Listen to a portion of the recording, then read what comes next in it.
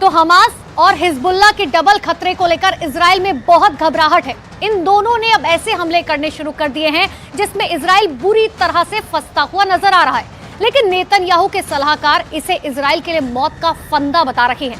हालांकि इजराइल की बात करें तो इजराइल के पास अब दो विकल्प बचे हैं, या तो वो सीज फायर कर दे या फिर इस युद्ध को लंबे वक्त तक लड़ने के लिए तैयार रहे। लेकिन इजराइल सीज फायर करना नहीं चाहता।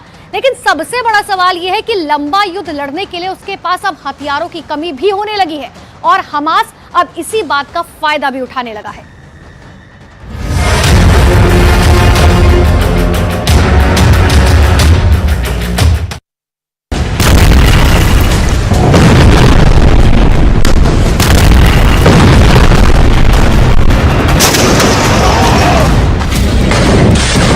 वीडियो के एक एक फ्रेम को बहुत गौर से देखिए।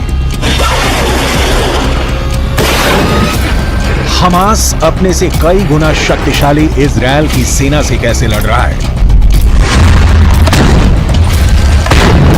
यह वीडियो इसका उदाहरण है। हमास के लड़ाके बेहद सस्ते रॉकेट, जिनकी कीमत खुद $100 भी नहीं होगी, जमीन से दाग रही है।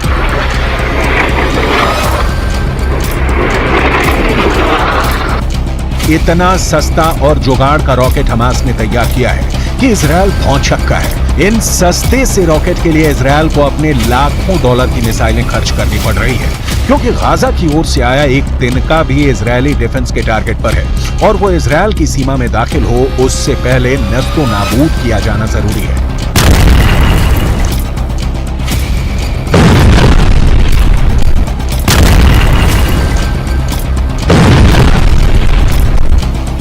हथियार शास्त्र समझिए और युद्ध में इजराइल के नुकसान को समझिए। हमास का सस्ता रॉकेट, इजराइल की महंगी मिसाइल, कीमत $100 से $500, कीमत लाखों डॉलर। इजरायली खुफिया एजेंसी और इजरायली एयरफोर्स की सारी ताकत इन जैसे बेहद कमजोर और हल्के रॉकेट को रोकने में लग रही है। हमास के अल कुद्स ब्रिगेड ने ऐसा ब्रेन लगाया है कि इजराइल की परेशानी बढ़ गई है।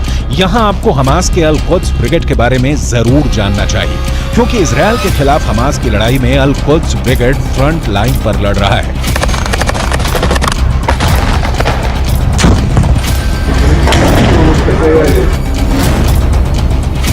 अल कुद्स ब्रिगेड गाजा में हमास के बाद नंबर 2 संगठन है। 1981 से यह संगठन फिलिस्तीन में इस्लामिक राज स्थापित करने के लिए इजराइल के साथ हिंसक जंग लड़ रहा है। अल कुद्स के टॉप लीडर का नाम है जियाद अल नाखल्ला।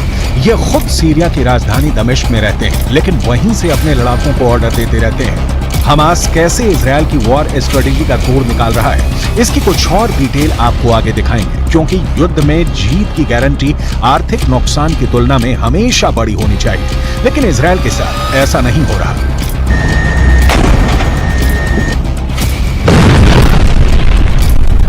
युद्ध में इजराइल को इतने बड़े पैमाने पर अपने संसाधनों और हथियारों का इस्तेमाल करना पड़ रहा है कि अमेरिका से अब इनकी सप्लाई शुरू हो गई है। ठीक यही किस्सा यूक्रेन में भी हुआ था। दरअसल यूक्रेन में यूक्रेन की सस्ती मिसाइलों के खिलाफ रूस को अपने करोड़ों डॉलर की मिसाइलों का इस्तेमाल करना पड़ रहा था। हमास के सस्ते रॉकेट के खिलाफ इजराइल अपने महंगे मिसाइलों का इस्तेमाल कर रहा है, यानी गाजा को जलाने की कीमत इजराइल को भुगतनी पड़ रही है। इजराइल ने इससे बचने के लिए आसमान में अपने सबसे खतरनाक परिंदे में से एक को पिंजरे से बाहर निकाला है। इस परिंदे वाले हथियार की जरूरत इसलिए पड़ी क्योंकि इजराइल पर हमले के बाद हमास के लड़ाके सुरंगों में छिप जाते हैं, जिसकी वजह से इजराइल की सेना को उन्हें ठिकाने लगाने में परेशानी होती है। हमास ने गाजा में करीब 500 किलोमीटर लंबी सुरंगें बना रखी हैं। ये सुरंगें घनी आबादी वाले इलाकों से होकर गुजरती हैं और हमास के इन सुरंगों का था लगा पाना इजराइल की सेना के साथ वहां की खुफिया एजेंसी मोसाद के लिए भी चुनौती बन गया है। इजराइल की मीडिया के मुताबिक इसीलिए इजराइल ने अपने सबसे ताकतवर जासूसी ड्रोन एल्बिट हर्मेस 450 को गाजा में उतार दिया है, ताकि जमीन के नीचे बसी हमास की दुनिया का नक्शा निकाला जा सके और वहां छिपे हमास के एक एक लड़ाके को मौत के घाट उतारा जा सके। इजरायली मीडिया का दावा है कि ये जासूसी ड्रोन निगरानी के लिए बेहद कारगर है। इसे इतना ताकतवर माना जाता है कि ये पाताल में छिपे दुश्मन का भी पता लगा सकता है। इजराइल की मीडिया के मुताबिक ये ड्रोन एक बार में करीब 20 घंटे तक उड़ान भर सकता है। इसकी रेंज करीब 300 किलोमीटर तक बताई है। एल्बिट हर्मेस 450 ड्रोन करीब 170 किलोमीटर प्रति घंटे की रफ्तार से उड़ान भर सकता है। और सबसे खास है इसका रेडार सिस्टम, जो जमीन के नीचे होने वाली हलचल का भी पता लगा सकता है, वो भी 18,000 फीट की ऊंचाई पर उड़ान भरते हुए। इजरायल के पास दुनिया की सबसे लेटेस्ट तकनीक वाले ड्रोन मौजूद हैं। इजरायल के पास हमास के खिलाफ लड़ने के लिए अभी बहुत से हथियार भी हैं, जिनका इस्तेमाल इजरायल युद्ध जारी रहा तो जरूर कर सकता है। दूसरी ओर ड्रोन के स्तर पर हमास भी कमजोर नहीं है। कामिकाज़े ड्रोन टेक्नोलॉजी को ईरान के जरिए हमास के आतंकवादियों तक पहुंचाया गया है। इसके जरिए इजरायल की फौज के हर एक मूवमेंट को हमास के लड़ाके पहले ही जान लेते हैं। काले रंग का कामिकाज़ी ड्रोन आत्मघाती हमलावर है। इसी ड्रोन के जरिए अभी तक आईडीएफ के खिलाफ हमास ऑपरेशन को अंजाम देते आया है। ये यूक्रेन में इस्तेमाल किए जा रहे ईरान के शाहिद ड्रोन का सस्ता वर्जन है। हमास की सुरंगों में अभी काफी हथियार बचे हुए हैं, जिससे जमींदोज किए बिना हमास का संपूर्ण विनाश संभव नहीं है। लेकिन इजरायल के साथ परेशानी यह है कि हमास ही अकेला दुश्मन नहीं है। लेबनान के हिजबुल्लाह भी हैं, यमन के हूथी विद्रोही भी हैं, जिनकी ओर से हमास के समर्थन में इजरायल पर मिसाइलों और रॉकेट से हमले हो रहे हैं। हालात इतने बदतर हैं जैसे कभी भी किसी भी वक्त तीसरा विश्व युद्ध भड़क उठे।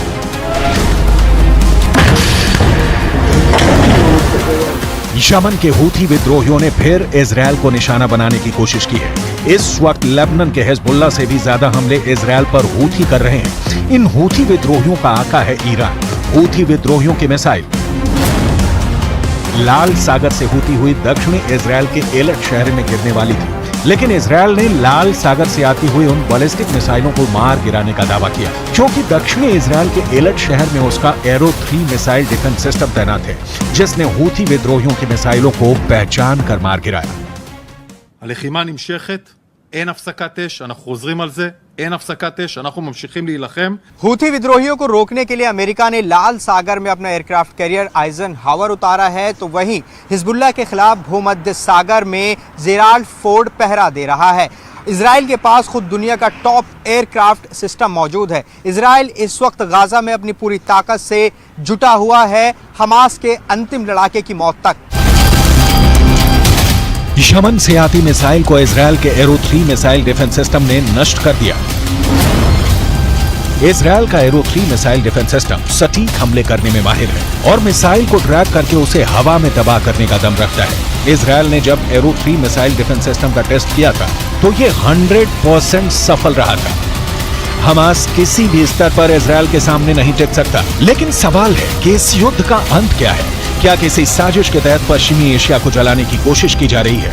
क्योंकि इस वक्त जो साफ दिख रहा है वो ये कि गाजा की आग में आम फिलिस्तीनी मर रहे हैं, लेकिन उस आग में कई दूसरे देश हाथ सेक रहे हैं। दरअसल रूस, ईरान और चीन ये तीनों नहीं चाहते कि माहौल शांत हो, क्योंकि इन तीनों देशों को पता है कि पश्चिम एशिया उनके दुश्मन अमेरिका की कमजोर कड़ी है और इजरायल की वजह से अमेरिका दुनिया में अलग थलग पड़ता जा रहा है, क्योंकि गाजा में जो कुछ हो रहा है उसके लिए अमेरिका को भी जिम्मेदार ठहराया जा रहा है। ये तीनों देश इसका फायदा उठाना चाहते हैं और इसीलिए पश्चिम एशिया के मुस्लिम देशों को अमेरिका के खिलाफ इन लोगों ने खड़ा करना शुरू कर दिया। पश्चिम एशिया के मुस्लिम देशों की संख्या अच्छी खासी है।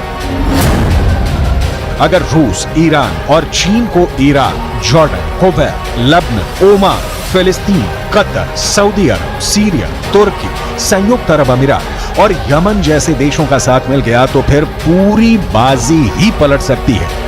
इन सारे देशों के बीच इजरायल अमेरिका के खिलाफ एक होने की ताकत उस लेवल पर कभी नहीं रही, जैसा कि दावा किया जाता रहा है। संयुक्त अरब अमीरात और ईरान के बीच भी सुलगते मुद्दे हैं। 22 देशों का अरब संगठन शब्दों का खेल खेल रहा है। फिलिस्तीन में मानवीय मदद के नाम पर कुछ ट्रकों को भेजे जाने के अलावा इन देशों ने कोई कदम नहीं उठाया।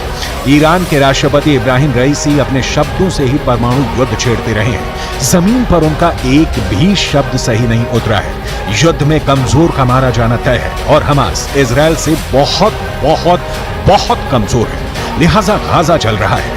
धू कब तक जलेगा कोई नहीं जानता।